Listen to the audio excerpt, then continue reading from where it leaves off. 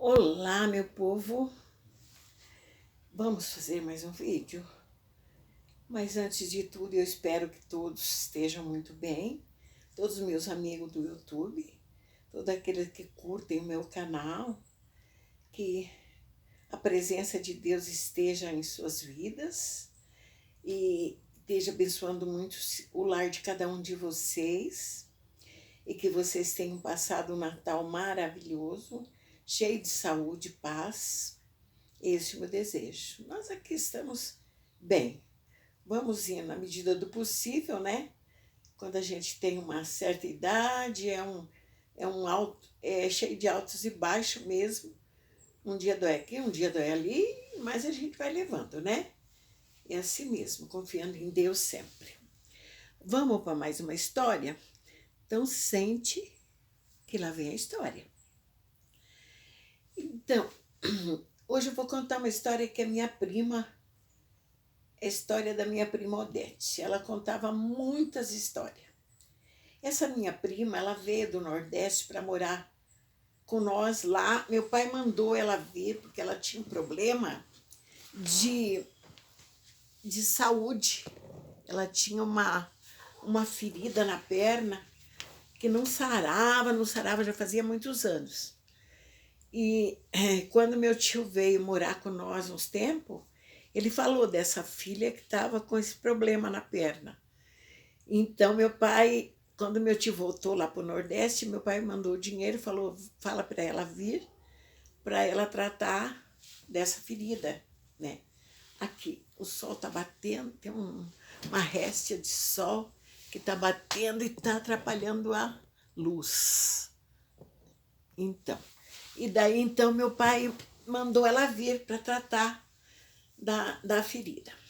E essa minha prima era uma contadora de história. Nós era criança, eu e minha irmã, nós tínhamos 3 sobrinhos que moravam na minha casa e minha irmã mais nova que eu e um irmão mais novo que eu. Então a gente ficava sempre ao redor dela, querendo que ela contasse história. Quando não era meu pai que estava contando, ou minha mãe, ou alguém, nós estava sempre atrás de alguém que contasse história.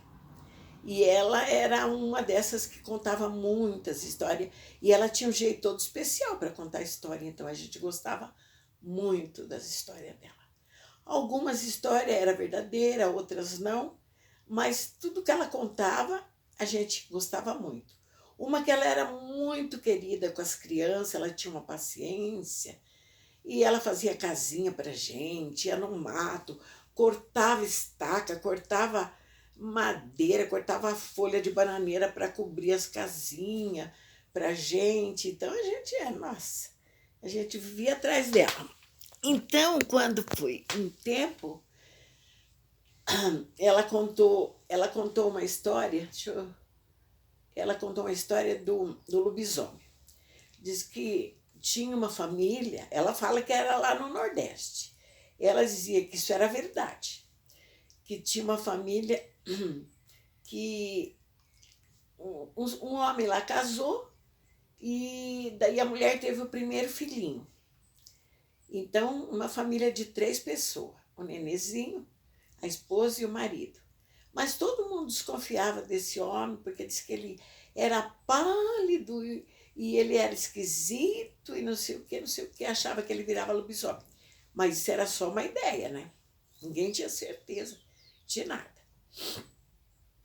Então um dia o marido chamou a esposa, falou: ai, fulana, vamos, era uma tarde, vamos visitar uns amigos, era em outro sítio, eles moravam no sítio, numa fazenda.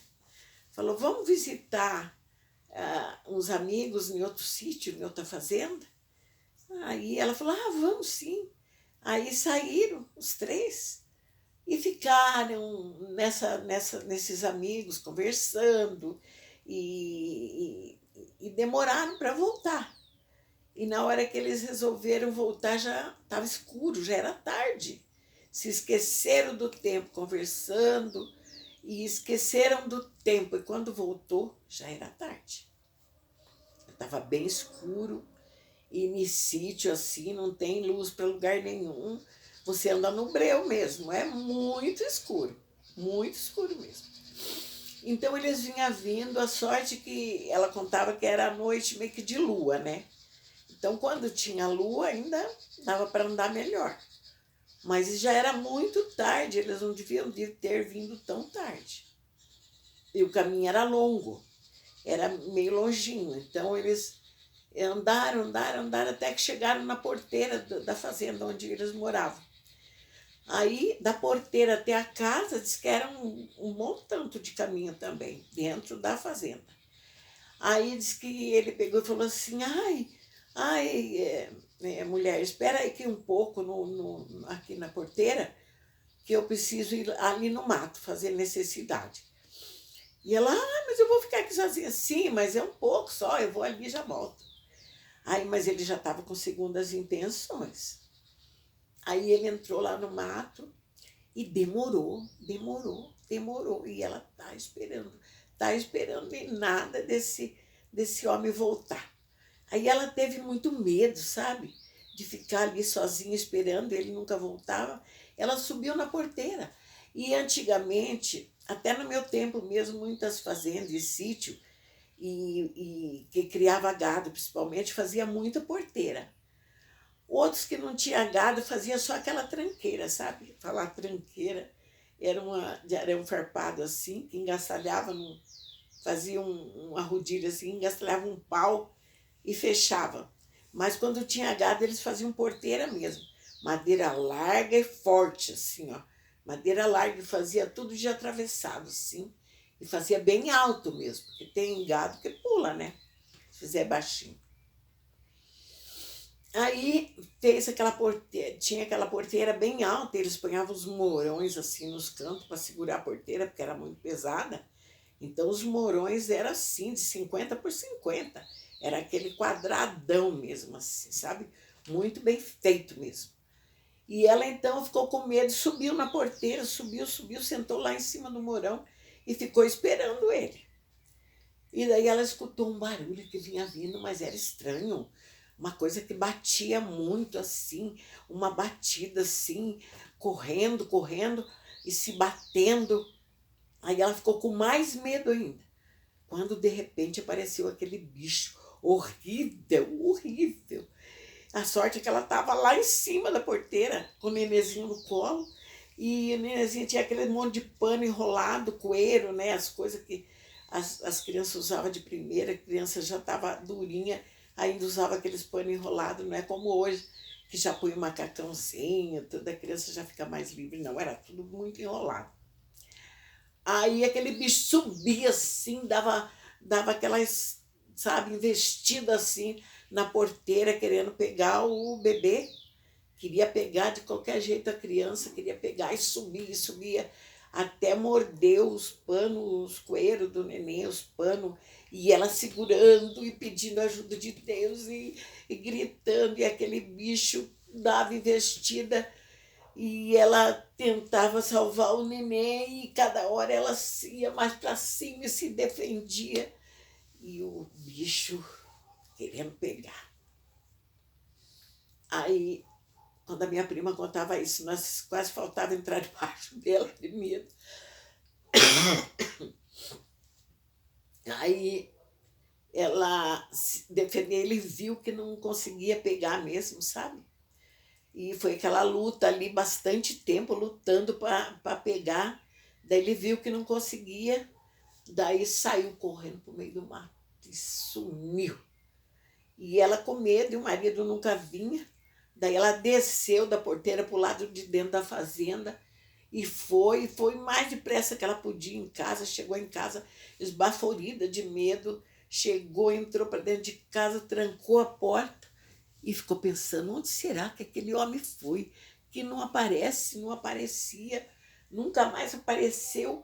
E ela lá, quando foi quase de dia, ele apareceu. Aí ele apareceu e ela perguntou para ele onde que ele estava. Ele ficou enrolando, que se perdeu no mato, que tanta coisa ele inventava, né? Aí e ela acreditou. Aí quando era de dia, ele estava com muito sono, depois do almoço, tinha sempre as varandas nas casas de roça, e sempre tinha um banco grande assim, né? Na nossa casa mesmo tinha um banco grande assim para sentar. E depois do almoço as pessoas gostavam, no final de semana, sentar ali, ficar contando história. Aí ele chegou, ela estava sentada, né, no banco, o nenê estava dormindo, ela sentou ali e ele deitou a cabeça no colo dela. Aí ele dormiu. Quando ele dormiu, ele ficou com a boca aberta e ela viu um monte de trapinho assim nos dentes dele, fiapo de pano, e ela percebeu que era o coeiro do nenê. Daí ela viu que tinha fundamento o que as pessoas falavam do marido dela, e ela desconfiou.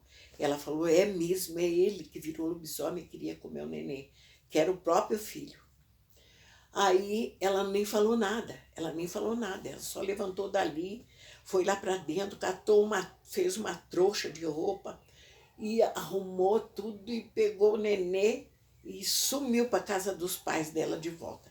Chegou lá, contou o acontecido para o pai, falou que não ia voltar a morar com ele de jeito nenhum, porque ele virava lobisomem, queria comer o próprio filho e ela não queria voltar. Aí o pai dela deu apoio para ela e ela não voltou mais para esse homem.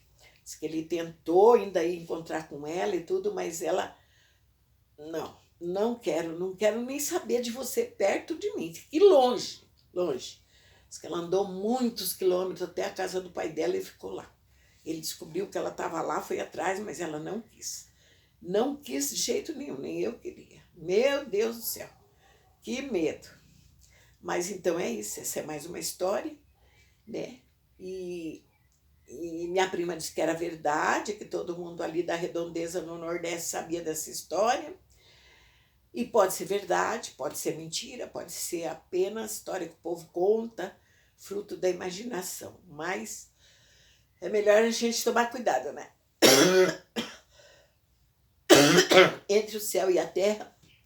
Nossa, gente, me desculpa, mas eu tô com uma tosse. Entre o céu e a terra, há mais coisa do que a mente humana pode imaginar, não é mesmo? Mas fique com Deus, que o Senhor Jesus abençoe vocês. Continue me curtindo os meus vídeos, comentando. Eu amo ouvir o comentário de vocês. Fique com Deus. Tenha muita paz, muita felicidade, todos vocês. Novos amigos que eu estou fazendo no YouTube. Eu gosto muito. E aceito o meu abraço. Bem gostoso. Sabe aquele abraço apertado? E beijinho instalado? Tá? Fiquem com Deus, todo mundo. Até o próximo vídeo, se Deus quiser.